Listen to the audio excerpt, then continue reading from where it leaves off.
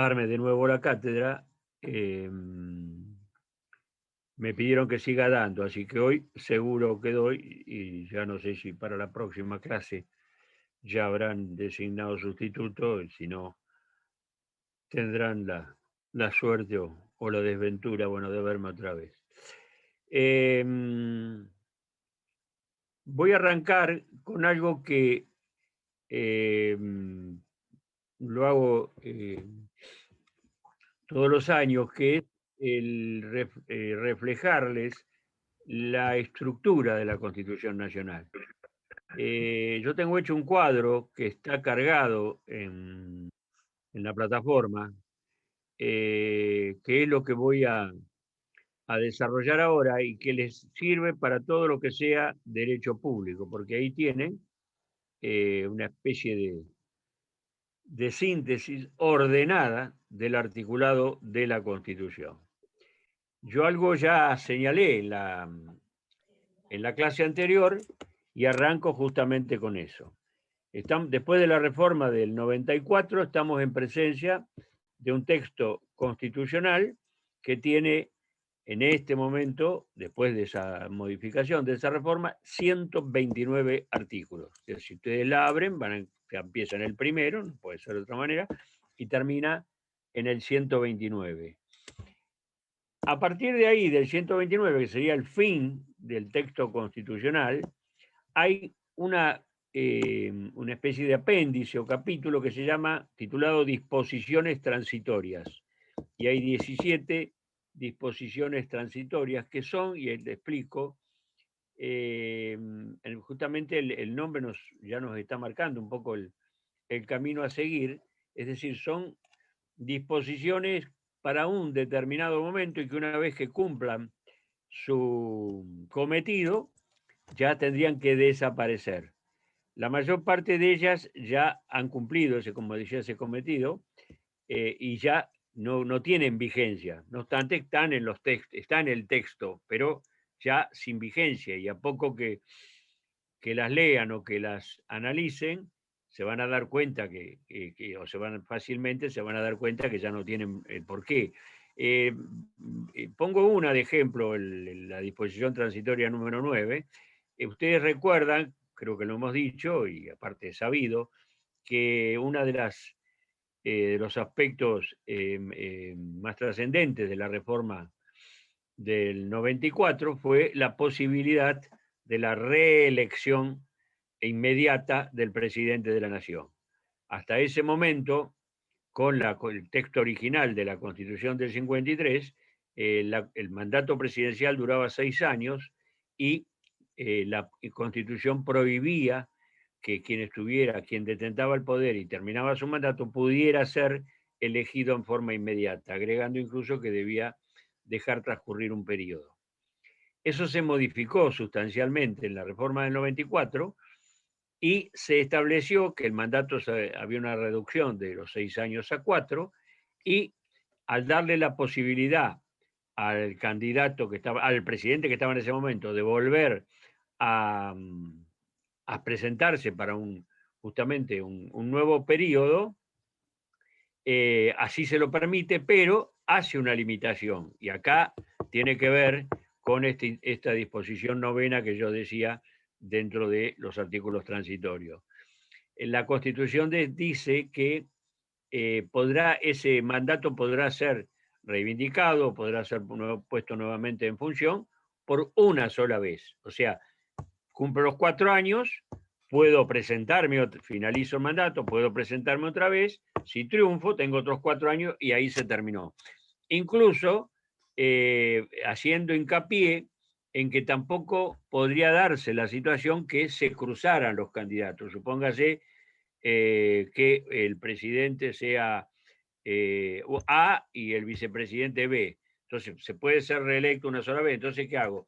En la próxima elección va el presidente B, el vicepresidente B como presidente y el presidente A como vicepresidente. Con lo cual, después, no, yo estuve una sola vez como presidente, la otra vez fue como vice. Entonces, la Constitución justamente ya lo fulmina de antemano. Eso no se podría hacer. Justamente en ese momento ese artículo 9 es una cláusula de las disposiciones transitorias, es una cláusula que quienes estamos dentro del derecho constitucional es una cláusula de las que denominamos con nombre y apellido, está hecha para alguien. Y justamente explico eso. En el momento que se hace la reforma, el presidente constitucional era Carlos Menem, que justamente completaba su mandato la Constitución, la reforma se estaba haciendo en el 94, completaba su mandato en el 95. Entonces, para el caso que él se presentara a una nueva elección, él ya había tenido un mandato del 89 al 95, de 6 años, porque era lo que decía la Constitución en ese momento. Si se presentaba una nueva elección y era reelecto, tenía otra del 95 al 99. Y efectivamente fue así. Pero para evitar que, por eso digo, era el único que podía hacer eso, que Menem pudiera decir, ah, no, pero este es mi primer mandato con la nueva constitución, entonces no puedo tener otra reelección más. Había pasado en la historia con un candidato a gobernador de Córdoba que justamente hizo esa interpretación, se entendió eso y pudo hacer un tercer periodo. Entonces, para evitar eso, los convencionales dentro de las disposiciones transitorias pusieron la que yo les decía, esta que mencionaba recién, que dice el mandato del actual presidente, el que estaba en ese momento, en el 94, ese era Carlos Menem, será computado como el primer presidente, como el primer mandato a los efectos de una reelección. Con lo cual, le vedó toda posibilidad de que se presentara después del 9, si ganaba y hacía el mandato hasta el 99, que se volviera a presentar en una nueva oportunidad. Esa cláusula que ustedes la encuentran ahí ya no tiene sentido, porque eso era para esa oportunidad, por eso es transitoria y terminó. Algunas cláusulas transitorias, el artículo primero, que habla, por ejemplo, de las transitorias, que habla de los territorios del sur, del tema de las Islas Orcadas, Islas Malvinas, es decir, que, que pese a ser consideradas dentro de nuestras, todavía no tenemos sobre ellas una soberanía total y estamos justamente en discusión. Por ejemplo, esa cláusula quedaría todavía como transitoria, pero la mayor parte de las otras ya han cesado. Son para eso las cláusulas transitorias, para permitir que cuando hay una reforma sustancial y entonces se pasa de algo a otra cosa distinta, ¿qué pasa en ese interregno? Hasta que se pueda llegar a que ya funcionen las instituciones, que es el caso que yo ponía recién, con la posibilidad de la reelección. Para eso son las disposiciones transitorias. O sea, son automáticamente a medida que ya se van cumplimentando o van cumpliendo la función para la cual fueron incluidas, ya no tienen más vigencia, no tienen más sentido. O sea que aunque estén ahí, son cláusulas que no tienen aplicación. Bueno, entonces, cuando hablemos de la Constitución tenemos que hablar de los 129 artículos. La Constitución está dividida en dos grandes partes. Una primer parte que llevaba el nombre de Declaraciones, Derechos y Garantías. Y iba, al momento de hacer la reforma en el año 94, del artículo 1 al 35. Esa primera parte se mantiene exactamente igual, porque en la ley de convocatoria que surge después del Pacto de Olivos que firmaron los dos partidos mayoritarios en ese momento, se estableció que los primeros 35 artículos, es decir, ese capítulo denominado, o esa sección denominada Declaraciones, Derechos y Garantías, no podía ser modificada. Y efectivamente se cumplimentó eso, no se modificaron. Pero esa primer parte que iba, como les decía, del 1 al 35, fue ampliada. Se le incorporaron 8 artículos más, 8 artículos nuevos, que son esa primera parte que estaba titulada Declaraciones de Derechos y Garantías, pasó a tener otro título que se llama Nuevos Derechos y Garantías. Y ahí del artículo 36 al 43 inclusive, se amplió esa primera parte. Entonces, primer parte de la Constitución, hoy, con el nombre de Declaraciones, Derechos y Garantías, del artículo 1 al 43. Esa parte es llamada parte dogmática en doctrina. ¿Por qué dogmática? Porque ahí están los grandes dogmas que tienen que ver con las declaraciones importantes en cuanto al Estado argentino y los derechos y garantías que tenemos los habitantes de la nación. Entonces, perdón. ¿Alguien habló que me hacía una pregunta, Sí, sí, algo? sí, sí, sí, profe, yo. ¿Era del 1 al 43? ¿Es la nueva reforma? ¿La No, no, ampliada? no. No, la primer parte que iba del 1 Claro, al la 30. primera parte. Sí. ¿Quién es la que habla? Yo, Mora. No, no tengo cámara. Ah, no la veo, Mora. ¿No tiene cámara? No, no, no. Mora Ferragine. Sí. Bien. La primer parte de la Constitución, que iba del 1 al 35, se llamaba Declaraciones, Derechos y Garantías. Y se sigue llamando Declaraciones, Derechos y Garantías. Nada más que antes tenía un solo capítulo, que era del 1 al 35, ahora tiene dos. Tiene del 1 al 35 y un nuevo título que se llama Nuevos Derechos y Garantías. Con lo cual, y acá contesto su pregunta, esta primer parte va del artículo 1 al 43 inclusive. Eh, bueno, les hago el relato de todo el cuadro y después les explico qué es esto de declaraciones, derechos y garantías. Y aparece una segunda parte de la Constitución que es denomina, termino, esta parte que es declaraciones, derechos y garantías, en doctrina es conocida como parte dogmática. Así hablamos de la parte dogmática, que es la del 1 al 43, en la cual están estos grandes dogmas, que son las declaraciones, por ejemplo, la forma de gobierno argentina, artículo primero, la nación argentina adopta para su gobierno a forma representativa, republicana y federal. El artículo segundo, otra declaración de cómo es la relación entre la Iglesia Católica y el Estado argentino. Dice el artículo segundo, el gobierno federal sostiene el culto católico apostólico romano. El artículo tercero, donde se establece qué es y cómo funciona la capital. La capital será la sede de las autoridades constituyentes. Bueno, y ahí se dice cómo se realiza la capitalización de una ciudad, que es la capital que tenemos nosotros en la actualidad, que sabemos que es Buenos Aires. El artículo cuarto, donde está el Tesoro Nacional, cómo se forma el Tesoro Nacional. En fin, los distintos artículos que componen esta son los grandes dogmas constitucionales. Y una segunda parte que va del 44 al 129 y que también está dividida en dos grandes secciones. Una primera sección, la más extensa, que va justamente del 44 al 120, que está referida al gobierno federal. Es decir, en esta parte están las autoridades de la nación argentina. Las autoridades nacionales serían esta, el gobierno federal. Pero nosotros, justamente por tener un Estado federal, una forma de Estado federal, tenemos también el tema de las provincias. Entonces, yo les dije que el articulado de la Constitución terminaba en el 129. Sin embargo, les dije que las autoridades del gobierno federal terminan en el 121, en 120. Entonces, nos quedan todavía del 121 al 129. Y acá viene otro título de esta segunda parte que habla de los gobiernos de provincia. O sea, en la segunda parte, que le damos el nombre de parte orgánica. ¿Por qué se la conoce como parte orgánica? Porque es la parte de la Constitución en la cual se atiende a todo lo atinente a la organización del poder. Por eso lo de orgánica. Un poder que, como señalaba recién, tiene esta característica de ser dividido en dos partes. Una referido al gobierno federal, al gobierno nacional, y otra referido a los gobiernos provinciales. La primera parte referida al gobierno nacional va del artículo 44 al 120.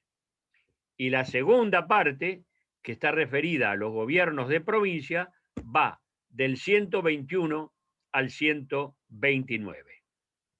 Ese es el texto constitucional en su totalidad. No hay más artículos, salvo eso que es esa mención que hice a las cláusulas transitorias, que como les digo, son cláusulas momentáneas, circunstanciales. Entonces, este es el texto constitucional. Y ahora sí, ya esa sería la estructura de la Constitución. Ahora vamos a ver dentro de eso qué aparece, cuál es el contenido de esto. Lo voy a hacer bastante tratando de ser lo más rápido posible para poder completarlo en esta, porque cuando quiero acordar pasa ya la hora, esta es una sola hora de clase. Declaraciones, derechos y garantías. Dijimos que esto estaba del 1 al 43. Con esa aclaración, originariamente era del 1 al 35, se agregaron 8 artículos más y ahora está del 1 al 43. El título ya nos está prácticamente señalando, o nos está acercando, si quieren, al contenido. Declaraciones, derechos y garantías. Esa es la denominación. Aquí tenemos que hacer una primera aclaración. Si estamos refiriéndonos a estos tres conceptos, son sinónimos y se habla de un solo tema, o son tres temas distintos. Declaraciones por un lado, derechos por otro lado y garantías por otro lado. Digo esto porque en algunos artículos del texto constitucional la redacción podría llevar ya les digo que no es así, estamos hablando de tres cosas distintas. No obstante, la redacción a veces, el artículo 28, el artículo 5, el artículo 28, el artículo 33, nos podrían llevar a una confusión acerca de si estamos hablando de tres cosas distintas, como señalaba y es, o estamos hablando de lo mismo. Son tres situaciones. Una cosa son las declaraciones, otra cosa son los derechos y otra cosa son las garantías. Rápidamente, ¿qué son las declaraciones? Bueno, acá también les señalo algo que les va a servir para cada vez que inicien el estudio de una institución o algún contenido del quehacer jurídico. La mejor manera de llegar al recto concepto de lo que estamos hablando es tratar de hacer o seguir, si quieren, una interpretación gramatical. Entonces, lo primero que tenemos que ver, acá estamos hablando de declaraciones. ¿Qué son declaraciones? En el lenguaje común, olvidémonos que estamos en la facultad o que estamos cursando Derecho Constitucional. En el lenguaje común, que es una declaración, es la manifestación que alguien hace. En este caso, las declaraciones están referidas a aquellas exteriorizaciones de la voluntad constitucional, pero referidas a los grandes aspectos o a los grandes, justamente, contenidos del Estado Nacional. Entonces, por ejemplo, ¿cuál es la forma de gobierno argentina? Vamos a la Constitución. En el artículo primero yo le dije que era la primera declaración que hay. Ahí se declara cuál es la forma de gobierno argentina. La nación argentina adopta para su gobierno la forma representativa republicana federal, según lo establece la presente Constitución. Bueno, entonces, ahí es muy simple esto. Sí. Ante una pregunta, ¿cuál es la forma de gobierno argentina? Bueno, citando el artículo primero, representativa, republicana y federal. Es una declaración constitucional. Entonces, lo que están diciendo los convencionales es justamente cuál es la forma, declarando cuál es la forma de gobierno argentina. Les hablé también del artículo segundo. En el artículo segundo se habla de una iglesia, de la Iglesia Católica, y del Estado Nacional. El gobierno federal sostiene el culto católico apostólico romano. ¿Qué nos está diciendo? Bueno, que se está declarando que el Estado Nacional, a través de su gobierno, o que el gobierno federal, si quieren, está obligado a sostener el culto católico apostólico romano. Esa es otra declaración.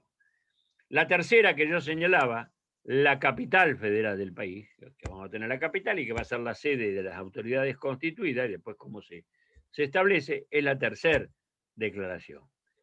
Después ya vienen otros temas como son la formación del Tesoro Nacional y ya las constituciones provinciales, ya los derechos de los habitantes de provincia, los derechos de los habitantes en el artículo 14, y ahí entramos en el terreno de los derechos. Y después, por último, el tema de las garantías. Ahí tenemos que ir al artículo 43. Pero vamos a terminar el de analizar el contenido de esta primera parte. Dijimos declaraciones. Ahora vamos a los derechos. ¿Qué son los derechos?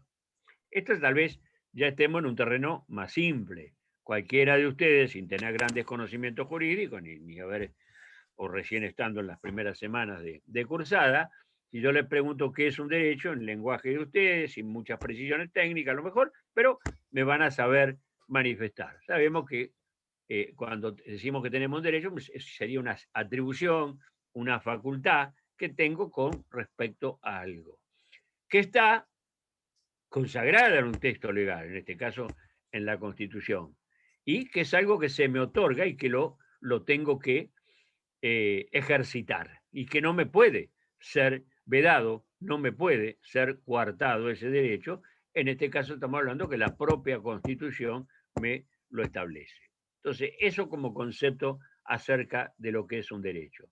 Hay un artículo clave en materia de derechos. Es el artículo 14. Si están con el texto constitucional, traten de irlo siguiendo. Van a encontrar un artículo donde dice: todos los habitantes de la nación gozan de los siguientes derechos conforme a las leyes que reglamentan su ejercicio. Y ahí viene la enunciación de derechos: trabajar y ejercer la industria lícita, bueno, estar, profesar libremente el culto, usar y disponer de la propiedad, entrar, permanecer, salir del territorio argentino.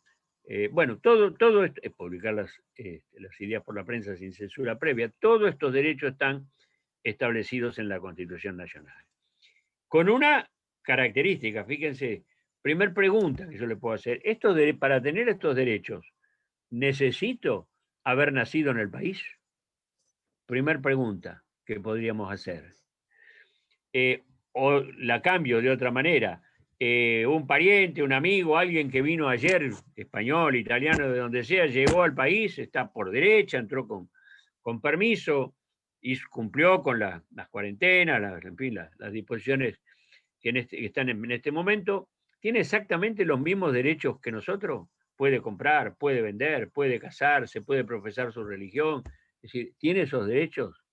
La respuesta está en el 14, en el mismo artículo. Fíjense, pues yo arranqué diciéndoles: ¿tenemos que ser argentinos para tener estos derechos? Para esos derechos que están ahí, no.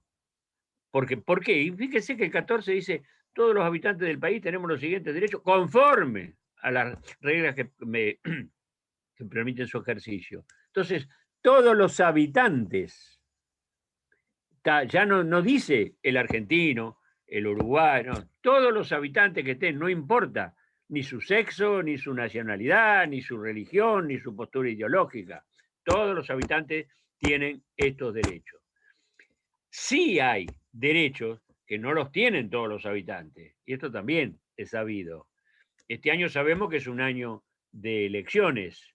Entonces, cuando llegue el momento de la elección, habíamos dicho, tendría que ser en octubre, con las pasos en agosto, pero a raíz del tema de la pandemia saben que se está discutiendo, unos que optan por la supresión de las pasos, otros por el corrimiento, pero bueno.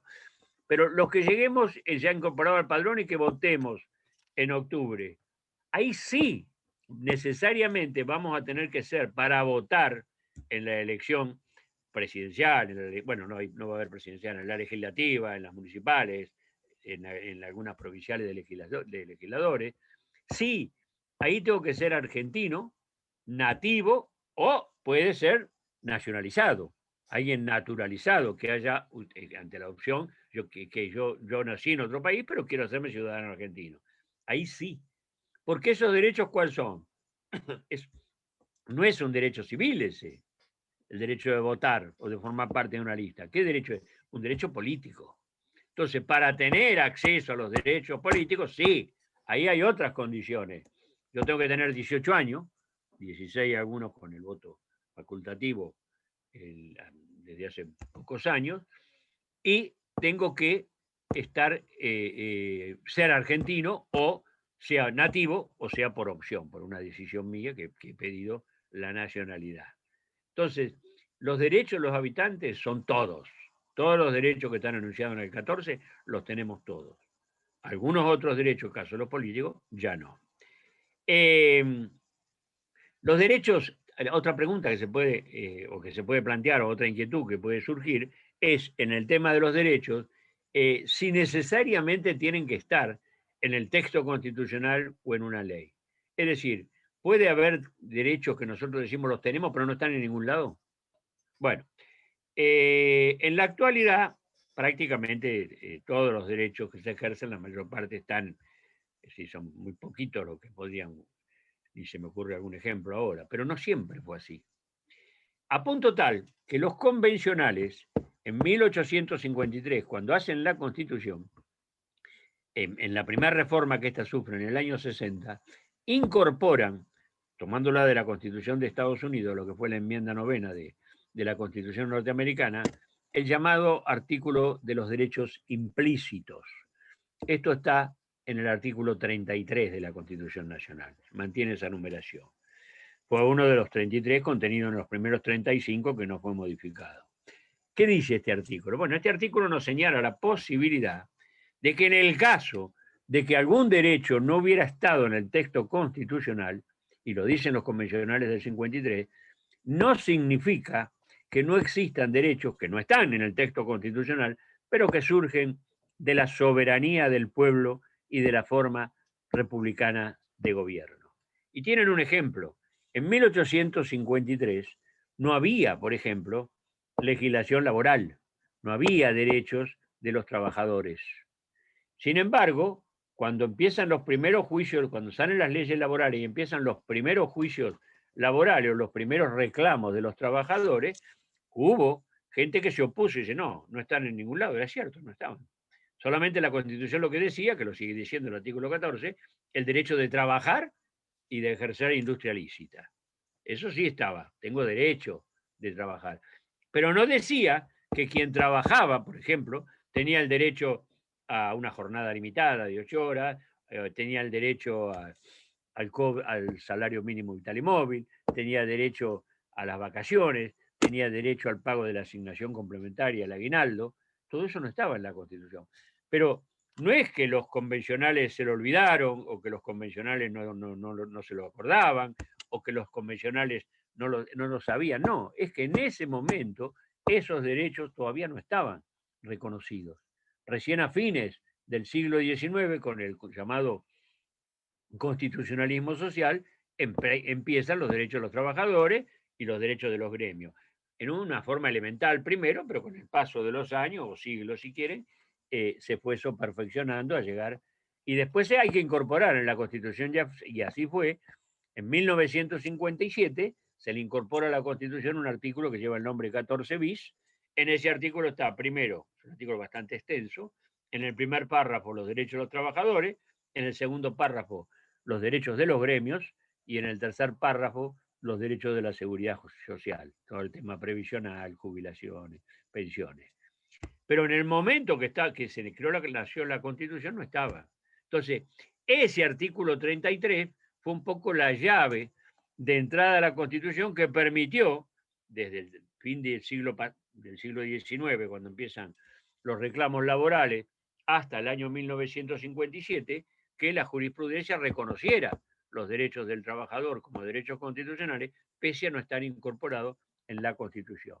Esos son los llamados, en ese momento eran derechos implícitos. Están los derechos explícitos, que son todos los que nosotros vemos.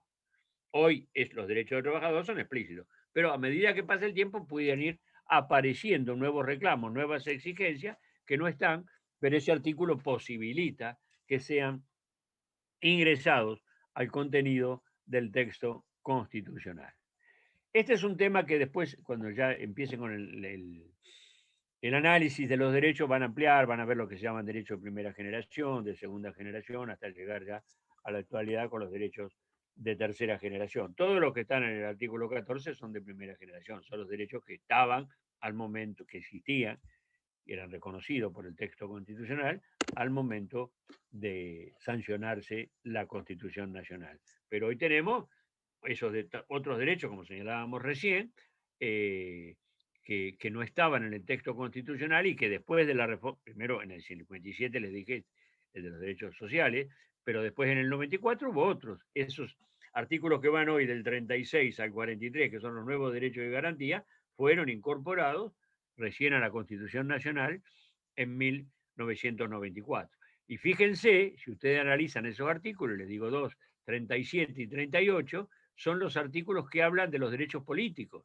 los derechos del sufragio, o sea, los derechos de elegir, los derechos de poder participar en una lista, de ser elegidos, y los derechos a formar parte de un partido político.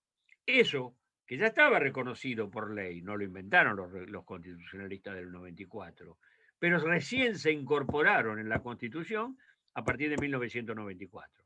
Es decir, hasta 1994, si alguien planteaba la inconstitucionalidad, podía ser, y en algún momento fue, que algún juez dijera, por supuesto, hace muchos años, que eso no estaba en la Constitución.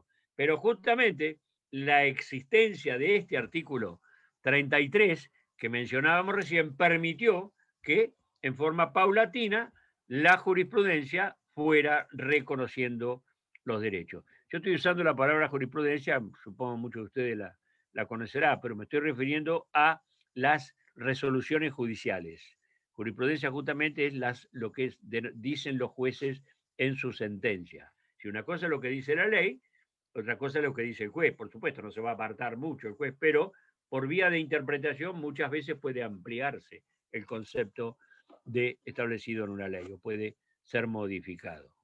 Entonces, cuando hablo de jurisprudencia es esto, decisiones judiciales, que en esto nuestro país tiene el organismo máximo del Poder Judicial, que es la Corte Suprema de Justicia de la Nación, es realmente alguien que ha ido, y eso ha permitido que la Constitución, pese a su antigüedad, a sus años, siga rigiendo a través de interpretaciones más modernas, más progresistas de la jurisprudencia de la Corte Suprema de Justicia.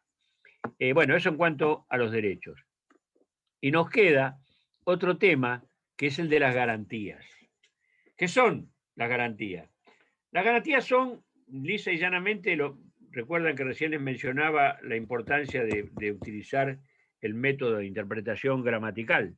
Las garantías, de acuerdo a la denominación y a la terminología común, ¿qué es una garantía? Uno de ustedes seguramente será de afuera y está alquilando alguna casa o sus padres han alquilado, y qué es lo primero que cuando ustedes van a ver una casa, bueno, preguntan previo, ¿qué le va a decir el propietario? Tanto por mes, pagadero de tal día a tal día, y además necesitan una buena garantía. ¿Qué es por eso el concepto de garantía es muy similar. Es decir, en otro tema, en este, ¿no?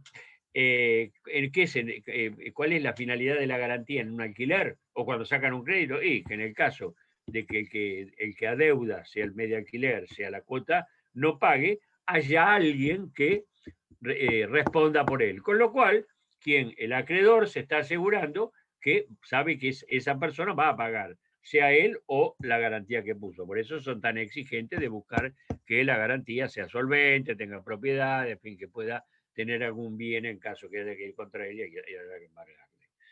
Aquí en la Constitución, la garantía es algo parecido, que es, yo decía, quiere asegurar el pago. Bueno, acá, ¿qué quieren asegurar? Que los derechos que tenemos realmente tengan vigencia.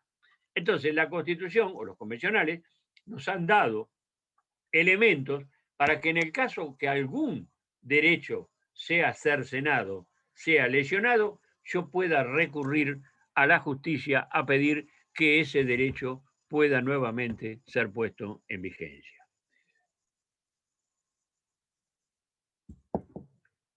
¿Se acuerdan que yo ayer les decía que había el tema este de la virtualidad? Nos imposibilita muchas veces hacer el diálogo y hablar de temas, porque la vida normalmente, las relaciones sociales normalmente nos están brindando casos donde esta materia es de plena intervención u ocupación. Fíjense, anoche escuchamos que el cierre o la finalización de las clases presenciales. Hoy han visto que ya, bueno, el malestar que esto ha provocado y que ya se hayan iniciado acciones judiciales tendientes a que se restablezcan. ¿Qué tiene que ver eso con lo que yo estoy hablando? Nosotros en el artículo 14, entre los derechos que yo mencionaba recién, está el de enseñar y aprender. La Constitución nos dice que tenemos el derecho de enseñar, en el caso mío de este lado, como docente, y en el caso de ustedes de aprender. En el caso mío también, porque permanentemente se sigue aprendiendo y más en las clases. Entonces, ¿qué tiene que ver esto con la justicia? Bueno, en una interpretación habrá otro que dice, no, está bien, hay que cortar todo, pero para aquellos que pueden pensar, los que tenemos hijos o nietos, que queremos que los chicos que concurran a la escuela, o en el caso de ustedes, de clases presenciales, entonces, ¿qué es lo que se puede hacer? Y recurro a la justicia, el artículo 14 de la Constitución dice que yo tengo el derecho de enseñar y de aprender. En consecuencia, ayer el presidente, cuando dijo que por 14 días, incluso le pidió a gobernadores o intendentes que se adhieran también a esta medida, terminar con las clases presenciales, me ha lesionado, me ha cortado, me ha conculcado, me ha cercenado este derecho. Y hoy habrán leído, habrán visto que han aparecido cantidad de acciones de amparo en distintos tribunales. ¿Qué es la acción de amparo? Justamente es una garantía. ahora después ya la menciono en particular. Nadie puede ser arrestado, dice la Constitución, en su texto, el artículo 18, que es el baluarte de la seguridad individual. Nadie puede ser arrestado si no es en virtud de una orden escrita emanada de autoridad competente. Me arrestan sin ningún motivo, sin ninguna, simplemente porque sí nomás, me arrestan. ¿Qué puedo hacer? Hay una figura que es muy antigua, viene del derecho romano, el llamado habeas corpus. ¿Qué es el habeas corpus? Bueno, los romanos decían, se debe mostrar el cuerpo, que cuando alguien está detenido se le dice al policía, si es en guarnición militar, a quien lo tiene detenido, señor, muéstreme a fulano de tal. Usted lo tiene detenido, si se sabe, por supuesto, usted lo tiene detenido, muéstremelo. Bueno, acá está. Bueno, ¿por qué lo detuvo? Por tal cosa, tal cosa. Bueno, tiene razón, mató a 14, bueno, lo agarramos así en una violación, lo agarramos en un robo. Bueno, está bien. No es así, no hay causa. ¿Qué va a pasar? Se va a ordenar la inmediata libertad. El habeas corpus es una figura para presentar ante el Poder Judicial en caso que se lesione un derecho tan importante en la vida del ser humano como es el derecho a la libertad. Otra garantía. Y después la evolución de la sociedad, o los adelantos que tiene la sociedad, van haciendo que cada vez aparezcan mayores requerimientos, mayores necesidades.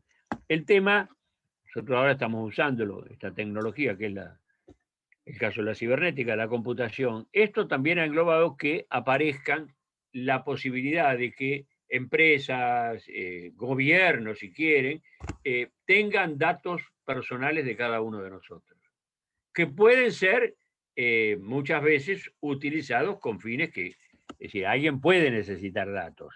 Si yo, por ejemplo, voy a sacar un crédito a un banco, cualquiera de nosotros, ¿qué va a hacer el banco? Va a averiguar quién vino a pedir un crédito, Marzorati. ¿Quién es Marzorati? Vamos a ver, che, pagó bien las cuentas, le debe a todo el mundo. Entonces, tiene la posibilidad de recurrir a registros incluso o empresas de informe que digan cómo es Marzorati en su vida comercial, hizo tal cosa, pagó, sí, pagó todo, o no pagó. Bueno, yo con eso después cuando venga Marzorati, me pase la semana que viene, voy y me dice, no, usted por esto no le podemos dar el crédito. No le inspira suficiente confianza a esta institución. Esos datos, muchas veces, hasta aquí yo mencioné una facultad que puede ser porque tiene un motivo. Es decir, yo no me puedo enojar, me enojaré si no me dan el crédito, pero no me puedo enojar porque tengan esos datos, porque es normal, cualquiera de nosotros, si va a vender algo en cuotas, si va a prestar algo a alguien, lo primero que va a averiguar, a ver a qué persona se lo presta o a qué persona le concede el crédito. Entonces, es entendible. Empero, hay otros datos que ya rayan con la faz íntima de la persona. Por ejemplo, todo lo que tenga que ver con el tema salud, el tema de las afecciones que puedo tener, el tema de costumbres sexuales, el tema de opiniones políticas, opiniones de la ideología, opiniones religiosas, todo ello pertenecen al fuero íntimo de la persona. En tanto, no afecten a la moral pública ni a tercero, el artículo 19 dice que solamente pertenecen a Dios y exenta de la autoridad de los magistrados. Entonces, esos datos no pueden estar en manos de organismos. Supónganse que alguno de ustedes va a pedir un trabajo, una repartición pública y aparece, no, pero este que es radical, es peronista, a este no le damos trabajo, porque es de este partido, de este, o porque no tiene partido político. Bueno, ahí ya estamos buscando datos para hacer discriminaciones. Lo que señalaba con respecto a la religión, lo que señalaba con respecto al sexo. Esos datos no pueden estar en manos de empresas, sean públicas o privadas. En consecuencia, pero esto claro, 20 años atrás, 30 años atrás no había esta posibilidad, porque no había bancos de datos, ya había, eran muy elementales, muy precarios. En la actualidad, con la tecnología, en 3 minutos ya los informes pasan por el mundo. Entonces, ¿qué es lo que nos ha concedido la Constitución? Esto es nuevo en la reforma del 94, el llamado, recuerden que yo recién dije habeas corpus, mostrar el dato en latín. Ahora se llama esta nueva garantía que aparece, el habeas data. ¿Qué es el habeas data? El ver, mostrar los datos que tenés míos. Entonces, ver qué datos tienen míos si son, como decía recién, hay algunos datos que pueden permitirse, el caso de los informes de solvencia, pero hay otros que no. Entonces, a través de la posibilidad de recurrir a un organismo judicial, se puede llegar justamente a hacer que estos datos desaparezcan o hacerlos justamente extinguir en alguna empresa o en algún lugar. O incluso puede ser, aún en los propios informes bancarios que yo señalaba recién cuando se pide informe, puede ser que a mí, en un país como este que ha tenido múltiples temas o problemas económicos, a mí o cualquiera de ustedes, en un momento las cosas no nos hayan ido lo bien que uno quería y he tenido que demorar pago, pero después vine y pagué todo. Incluso pagué los intereses, pagué los monitorios, pagué las costas del juicio. Entonces, después, cuando el banco informa, no, Marsorati en el año 90 quedó debiendo tal cosa, tal cantidad de plata. Entonces, no, pará. Sí, es cierto, yo la debía, pero en el 91 hice, me sacrifiqué, vendí el auto, vendí la casa y cumplí con todo. Pagué, incluso con los que me había demorado, le pagué los intereses correspondientes, la indexación, o sea que no debo absolutamente nada. A lo mejor el banco se ha quedado con ese informe. Entonces, lo que tengo la posibilidad a través de una acción judicial de ir contra ese banco o contra una agencia de informe para decirle, señores, acá están mis elementos de prueba que demuestran que yo no debo nada porque pagué todo, en consecuencia, infórmelo. Yo no le puedo impedir que digan que yo en el año 90 me demoré en mis pagos, pero también digan que pagué pasado un mes, 2 meses, 6 meses, pagué todo, incluso en forma total, dejando sin ningún perjuicio, nada, porque pagué con indexación, pagué los intereses monitorios, pagué con intereses compensatorios, costas de abogado, costas de juicio, etcétera, etcétera. Esa es otra garantía. Fíjense, los tres, esto está en el artículo 43 de la Constitución. Cuando hablemos en particular de estas garantías,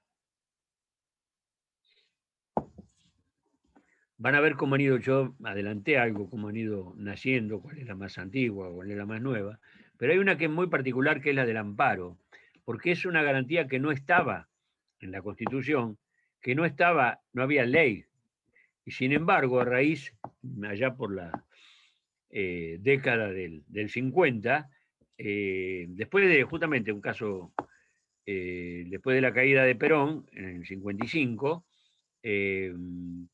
a gente que había un señor, Siri, de la ciudad de Mercedes, propietario de un diario que por supuesto tenía una ideología afín al partido peronista. Había sido un elemento de propaganda de ese partido. Entonces, cuando viene la revolución, el gobierno militar le clausura el diario. Siri no podía hacerse de nuevo del diario. Primero, que es al prohibirle el diario, que publicar las ideas por la prensa sin censura previa, dice el 14, primer derecho que es vulnerado. Pero ya a medida que pasa el tiempo, Siri, además de su ideología, pero además vivía de ese diario, entonces ya está bien.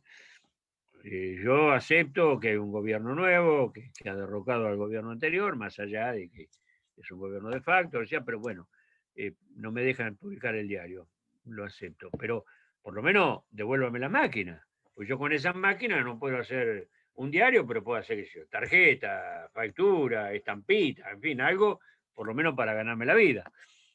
Tampoco se lo devolvía. Entonces, bueno, devuélvame entonces las máquinas, las vendo. Por lo menos tengo con eso para atender las necesidades más inmediatas. Tampoco le devuelven las máquinas. Así que cada vez le iban afectando más, es decir, ya el derecho de trabajar, el derecho de propiedad, etcétera. Entonces empieza a interponer recursos y acciones judiciales. No había nada que lo protegiera. Los derechos estaban en la Constitución, pero nada se decía en el caso que pasaba si esos derechos eran vulnerados.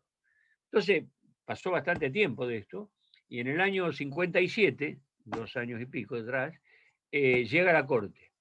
Y la Corte se pone a revisar el caso y se encuentra con la versión que si lo que reclamaba Siri, Ángel Siri se llama, lo que los abogados que representaban al gobierno militar decían Justamente no, Sirio no puede invocar nada porque no hay nada, no hay ninguna disposición que diga que cuando no se le deja publicar tiene algún derecho a publicar. Entonces, ¿qué dice la Corte? Si esto fuera así, ¿qué pasaría? Que la Constitución, en la declaración de derechos no es real, es una mera ilusión. Estamos vendiendo ilusiones. Y sí, a vos no te pueden sacar tu propiedad, a vos no te pueden impedir publicar tus ideas, pero no, en el caso que eso pase, nadie hace nada. Entonces la Corte, la propia Corte, dice, tenemos que dar una solución. Y crearon lo que se llamó la acción de amparo. Le permitieron a Siria que se haga de sus cosas, no publicó más allá, pero vendió, no quería saber más nada, Siria vendió todo, bueno, pero por lo menos recuperó sus bienes y los objetos que eran de su propiedad. Eso se fue perfeccionando. Fíjese esto del año 57. No había todavía ley cómo se iniciaba, no se sabía qué juez había que ir, cuánto tiempo tenía para hacerlo, si había que tener un contenido de tantas carillas en la demanda, nada. Entonces, en 1966, 10 años después, en La Nación, ya en la provincia de Buenos Aires había sido en el 65, La Nación sacó una ley que todavía está en vigencia, con modificaciones en vigencia. O sea que pasaron 10 años para que ya la acción de amparo estaba decretada por los jueces, por la Corte. 10 años para que se ponga por ley y se establezca cómo había que realizarla. Y debieron pasar todavía del 66 al 94, casi 3 décadas, para que ese derecho apareciera en la Constitución. Me detuve en esto porque realmente es un origen al revés. Lo normal es que primero tenga la Constitución, después llega la ley, después finalmente ante un litigio sea un juez el que decida. Pero acá fue exactamente al revés. Afortunadamente una corte que entendió, incluso una corte que había sido nombrada por ese gobierno militar, sin embargo una corte con muy buenos juristas, muchos de ellos profesores en la universidad, 2 de ellos los tuve en la Facultad de Derecho en La Plata, que finalmente llegaron a establecer que el amparo, por más que no estuviera en la Constitución, tenía que tener acogida en ella. Y ahora está. Entonces, dentro de esos 43 artículos encontramos declaración. ¿Qué artículo sería ese? ¿Cómo figura en la Constitución? ¿Qué artículo? El número 43. Este amparo, el 43. Bien. En el 43 están las 3 garantías: habeas corpus, amparo y habeas data. Es el último de la primera sección, el artículo 43. Me detengo y les doy las explicaciones en este caso porque quiero que me daría por satisfecho si van cada vez que tienen una duda de algo, van al texto constitucional y lo sacan de ahí. Van a ver lo que es muy... Sí, después por supuesto van a tener que leer un poco más en algún texto, porque mucho de lo que yo les dije no está ahí, pero el sustrato, el sustento de lo que son cada una de estas garantías está ahí. Y es la primera vez que la Constitución las reconoce, porque el habeas corpus que yo se los mencioné y que sale del artículo 18, no dice, no habla del habeas corpus, pero sí establece, nadie está obligado a declarar contra sí mismo y se establece que nadie puede ser arrestado si no es en virtud de orden escrita emanada de autoridad competente. Entonces, de ahí surgió la existencia del habeas corpus, pero tampoco lo menciona. Ahora sí está expresamente establecido en la Constitución, en el artículo que yo le decía a Marisa, que es el 43. Bueno, ahí tenemos la primera parte. Vamos, 48, rápidamente a la segunda. Ahí yo les hablé, las autoridades de la nación, 2 grandes partes. Las autoridades de la nación, gobierno federal, que va del artículo 44 al 120, y una segunda parte que va del 121 al 129, que son los gobiernos de provincia. En la primera parte, esto del 44 al 120, ahí están los 3 poderes del Estado.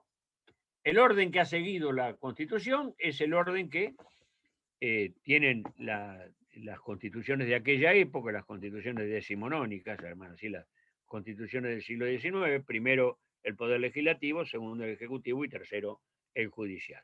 Del artículo 44 al 86 está todo lo atinente al Poder Legislativo, cómo funciona el Congreso, cómo está integrada, hablando de dos cámaras, cómo está integrada Profe, cada una una de pregunta. ellas. ¿Perdón? Sí, ¿de qué artículo a qué artículo?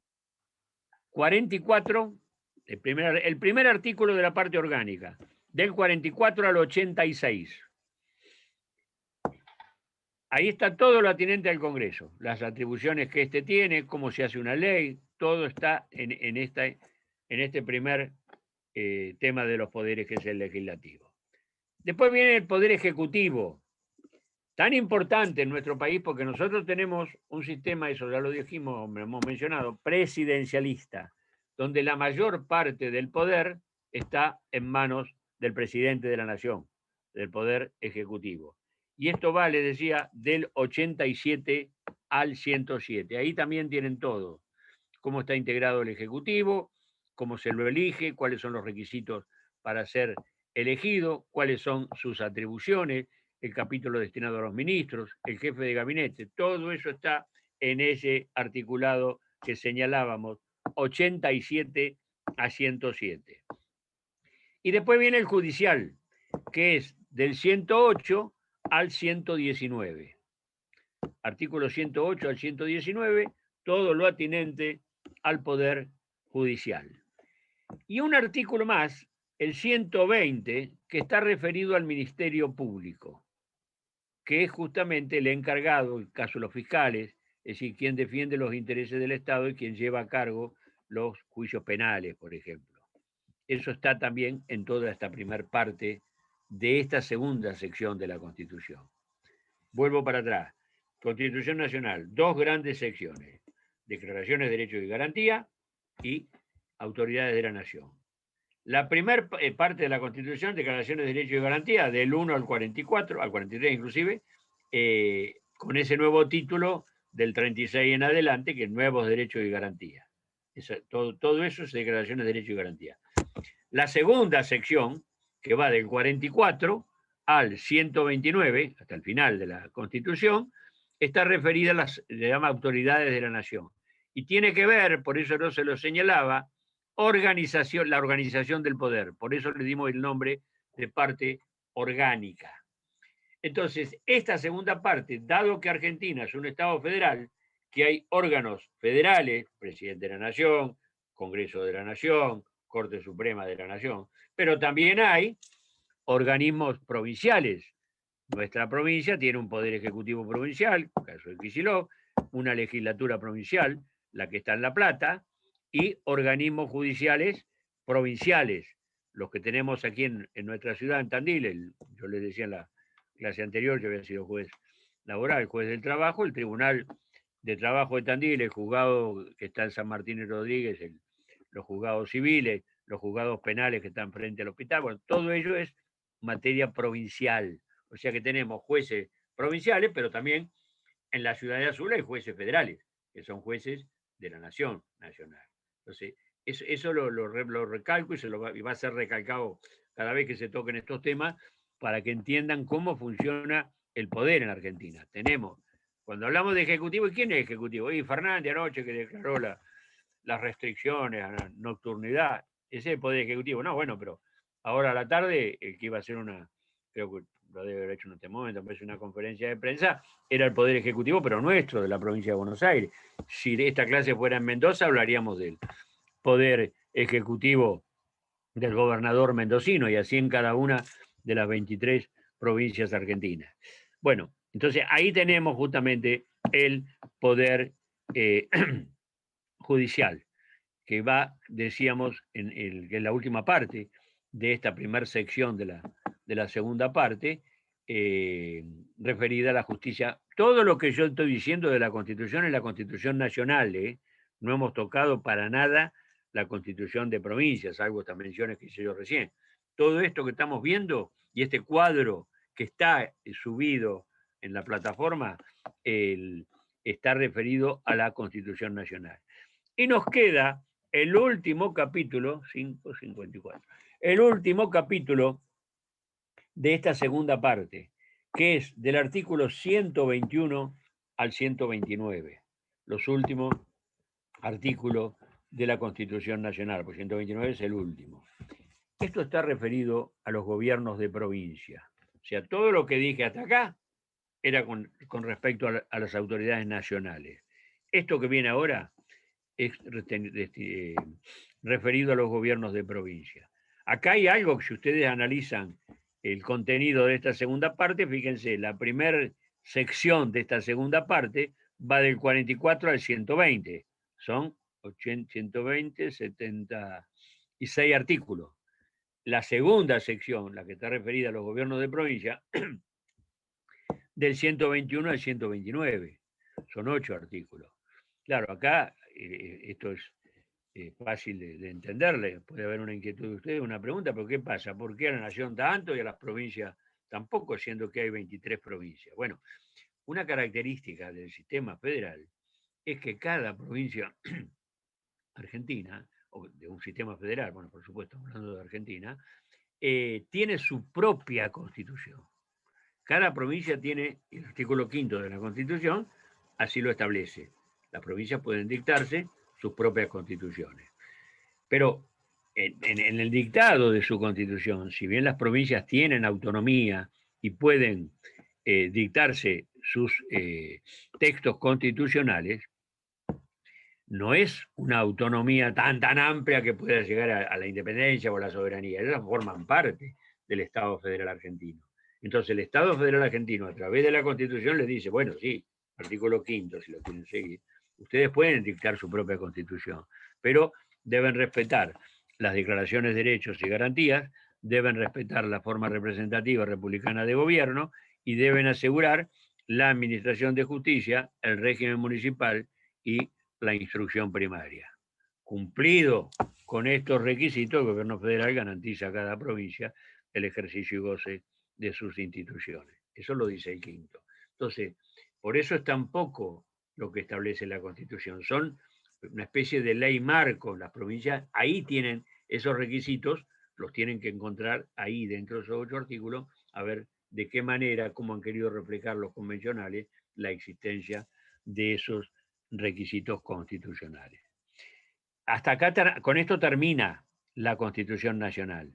Quedaban, como yo les decía recién, o al principio de la clase, las disposiciones transitorias, que son esos 17 artículos que ya aclaramos que son disposiciones que están meramente para solucionar o arreglar los contratiempos que se pueden suscitar a partir de que la Constitución regía de una manera hasta 1900, tenía un contenido hasta 1994 y de un día para otro, en 94 en adelante, ese contenido cambió. Entonces, hay instituciones que necesitan de alguna explicación provisoriamente, mientras tanto, para eso son las disposiciones transitorias, que como les decía, automáticamente, una vez que se cumplió la finalidad que tenían, ya no tienen que tener más vigencia, más operatividad.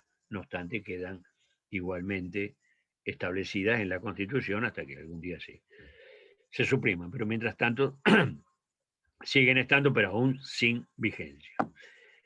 Bueno, acá termino yo, lo hice muy breve, daría para hablar mucho más de esto, incluso es un tema realmente porque se torna importante, no solo porque es un poco la presentación de la Constitución Nacional, sino porque esto ustedes, a medida que vayan avanzando en el dictado de la materia, para este cuadro les va a servir para ver dónde están ubicados, qué es lo que tienen que buscar dentro del texto constitucional. Insisto, esto está subido a la plataforma de esta materia. En Profe, yo entré a la consecuencia, plataforma y no lo encontré el cuadro. ¿no lo encontró? Bueno, No. de todos modos, sí, el año pasado estaba, lo que no sé si han modificado, yo después no entré más, porque no me estoy manejando por Zoom. No, lo que puede ser, déjenme un cachito pensar, ¿en dónde lo buscó? ¿En qué materia? En Constitucional. Claro, puede ser por ahí, porque no se olvide que ustedes, bueno, ustedes están con derechos constitucionales y derechos humanos dentro del plan de ustedes, porque ustedes han entrado ahora. Pero hay chicos de cursos anteriores que vienen con otros planes. Hay una materia que es Derecho Constitucional 1, Derecho Constitucional 2, esas dos, va. Puede ser que estén alguna de esas. Tampoco yo desconozco si se suprimen lo que estaba el año pasado. Lo que yo estoy hablando es lo que se había subido el año pasado. ¿Lo está mirando usted ahora? ¿Lo está buscando? Mariano, ¿lo está mirando, buscando? Sí, sí, sí. ¿Está? No. Bueno, no sé, de todos modos yo lo voy a hacer subir. Le voy a decir a la doctora Paso que por favor, doctor Cardelo, a ver si lo pueden subir.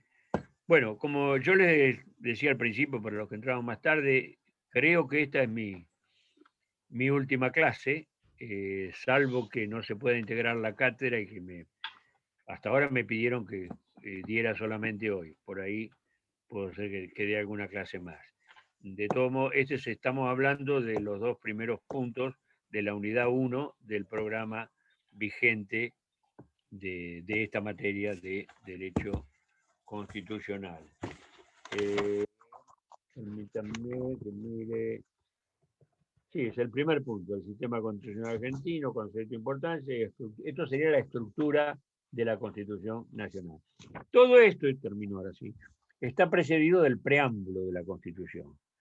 El preámbulo que, por lo menos en la época mía, ya lo estudiábamos de memoria en el secundario, no sé si también ustedes lo han hecho, aquellos no los representantes del pueblo de la nación argentina, bueno, donde ahí se explica, ahí es importante porque ahí están los fines del Estado y a su vez se explica cómo llegan a esta instancia, por el cumplimiento de pactos preexistentes a raíz de pactos que existieron entre las distintas provincias. No se olviden que Argentina, desde el 10, si quieren tomar desde el 10, desde el primer gobierno patrio, o si quieren tomar de la independencia, desde el 16 hasta el 53, es decir, casi 40 años, el país estaba en funcionamiento y sin embargo no había texto constitucional. Entonces, es mucho lo que se puede hablar de las distintas inquietudes, es decir, los antecedentes constitucionales argentinos son muy importantes y son trascendentes para cuando uno quiere buscar interpretaciones con respecto a por qué se puso esto, por qué esto otro, por qué no se puso esto. Bueno, justamente el rastreo, la investigación de estos pactos nos posibilitan o nos dan respuestas a esas inquietudes o preguntas que nos podemos hacer. Yo con esto termino otra etapa más, la más grande mía, la terminé cuando me fui de la estatal en el año 19, y esta que empecé en FASTA ya unos cuantos años también, la termino ahora. Me voy con la satisfacción muy grande de haber compartido muchas clases, con muchos años de clase, con alumnos. Lamentablemente, por eso yo les decía en la clase anterior, lo que esto de la virtualidad, además de otros contratiempos, nos impide algo tal vez lo más sustancioso, que es el contacto permanente de alumnos docentes. Yo hice realmente una verdadera... ¿por qué se va, doctor? No, ya llevo 50 y pico de años en la cátedra. Voy a cumplir 77 años. Ya, y bueno, una de las cosas que, si quieren, que un poco hizo que se apagara ese fuego que todo docente, una fue esta. Yo hoy me hubiera realmente con fíjense, las declaraciones de anoche, les pueden gustar, no les pueden gustar, pero las resoluciones que se toman desde el Poder Ejecutivo, nos hubiera dado para hacer una clase de hoy, si estamos presentes para ver esta materia y muchas materias más, porque donde empieza a hacerse el diálogo, se empieza a hacer el debate, realmente es lo más sustancioso de una clase. Y esto lo hablo por experiencia personal, porque yo también fui estudiante y han pasado, entré en la Universidad de La Plata en el año 63, así que han pasado casi 40, más, sí, 60 y pico de años que empecé, y hay cosas que tuve, gracias a Dios, un docente de prima, muchos de los cuales tenían unas actitudes y cualidades buenísimas para mimetizarse con el alumnado, así que hay cosas que no me las olvido más, y son las cosas que me sirvieron para después emplearlas en la carrera profesional, tanto en el ejercicio profesional de la abogacía como después cuando ejercí la judicatura, es decir, los 32 años que tuve de juez. Así que por eso lo valoro mucho y lo he tratado de hacer. No sé si lo he conseguido, me gustaría sí que realmente estar satisfecho de haberlo conseguido, porque, insisto, yo tengo el mejor del recuerdo de los chicos que pasaron y algunos también por ahí me insultará o dirá que hijo de su madre, pero bueno, pero tengo, por lo menos no me lo dicen, al contrario, cuando tengo reuniones o encuentros, por supuesto incluso también son muchos años, los apellidos me los acuerdo, es prácticamente todo, se me van a veces las caras, pero hablando así después vamos sacando y realmente son satisfacciones. Así que esa es un poco la explicación por qué es decir, ya venía también, son, como les decía, muchos años, pero esto, tal vez si hubieran sido seguido con las clases presenciales, a lo mejor me tenían que sacar, ya en la estatal, yo me tenía que haber ido a los 65, y me fui a los 75 porque ya me dijeron que te tenés que ir, ya era, me habían dado, tenía en el estatuto de la Universidad Nacional del Centro, figura que cuando se llega al límite de la edad jubilatoria, se puede pedir una opción de 5 años, que la facultad la puede conceder o no. En mi caso me la concedieron, así que hasta los 70. Y después de los 70, hay veces que yo decidía, me decía, no, quédate, bueno, y otras veces que la facultad me decía, te vas a tener que ir, bueno, déjame terminar este año. Bueno, al final llegó un momento que ya. Después, justo antes del año antes de la pandemia. De juez, sí, yo el cargo de juez me jubilé en él. Llegué a la edad para tener el máximo, que fue en el año 2006. Y a partir de ahí me dediqué de lleno a la docencia. Incluso lo primero que me empezó a cansar fueron los viajes. Yo daba clase en Azul y Olavarría. Eso fue lo primero que dejé y después ya también acá. Chicos, les agradezco una vez más. Gracias por haber compartido estas clases. Gracias por haberme escuchado. Lo mejor para ustedes en la vida de estudiante y el día de mañana en la vida profesional. Muchas gracias y buenas tardes. Muchas gracias. Muchas gracias. Muchas gracias, profesor, Muchas por su gracias. parte. Perfecto. Y a disfrutar. Muchas gracias a ustedes, por favor.